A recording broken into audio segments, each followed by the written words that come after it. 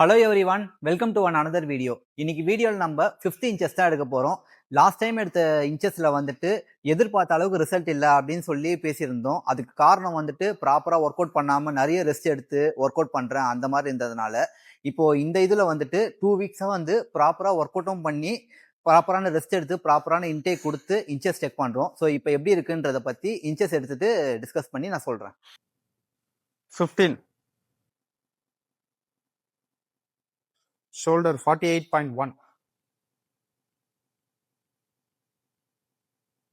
chest 42 abdomen upper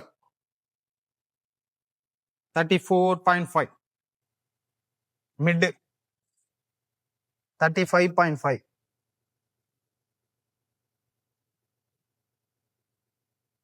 hip 38 leg right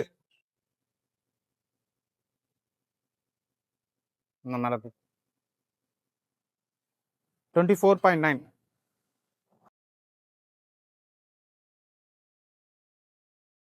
24.9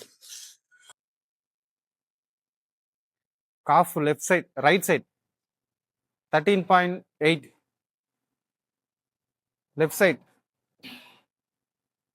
13.9 left biceps 15.2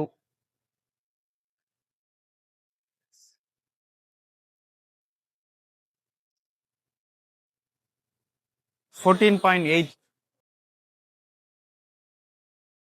okay bro, இதுக்கு முன்னாடி நான் inches நம்ம 2 வாட்டி செக் பண்ணப்போ எதிர்பார்த்த அளவுக்கு ரிசல்ட் இல்லை அப்படின்னு சொன்னீங்க. இப்போ எப்படி இருக்கு ரிசல்ட்? இப்போ ரிசல்ட் வந்து நல்லாவே இருக்கு. ரிசல்ட் ம் நம்ம போன வாட்டி இன்ச்சஸ் எடுத்ததை விட இந்த வாட்டி இன்ச்சஸ் எடுத்தது ம். நல்ல டிஃபரெண்ட் இருக்கு. ம். போன வாட்டி வந்து நீங்க மூவ்மெண்ட் வந்து ரொம்ப கம்மியா கொடுத்துருந்தீங்க, ஒர்க் அவுட் சரியா பண்ணல. ம்.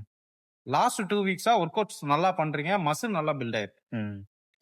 ஸோ இப்போ எனக்கு இன்னொரு டவுட் என்னன்னு பார்த்தீங்கன்னா, நான் பில் பண்ணுறது இப்போ எல்லாமே வந்து இன்ச்சஸ் எல்லாமே டிஃப்ரென்ஸில் இருக்குது. நான் பில் பண்ணுறது வந்துட்டு மசிலாக தான் பில் பண்ணுறேன் அப்படின்றதுக்கு எதனா ஒரு 3 இப்போ நீங்க மசிலா தான் பில்ட் பண்றீங்க அப்படின்றது வந்து ஃபர்ஸ்ட் ஒரு விஷயம் என்னன்னா, நம்ம இன்ச்சஸ் எடுக்கும்போது வயிறு முன்னாடி தள்ளுதான்னு பார்க்கணும். ம்.